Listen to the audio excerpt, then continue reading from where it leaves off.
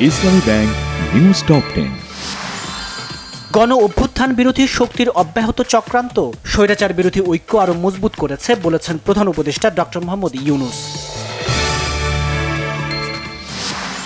আমলাতন্ত্র এখনো ফ্যাসিবাদের কাঠামোতে আছে, সময় যত যাবে সমস্যা তত বাড়বে বললেন বিএনপি মহাসচিব মির্জা ফখরুল ইসলাম আলমগীর।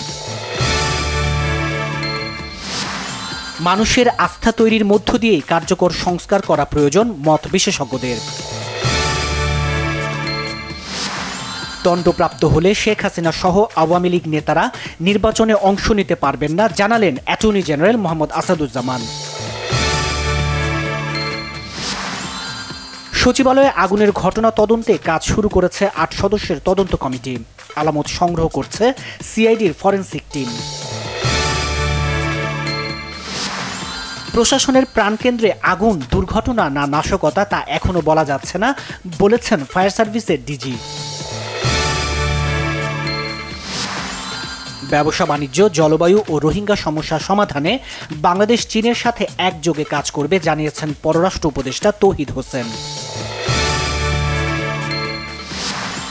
ঢাকা মাওয়া এক্সপ্রেসওয়েতে ৫ জন নিহত।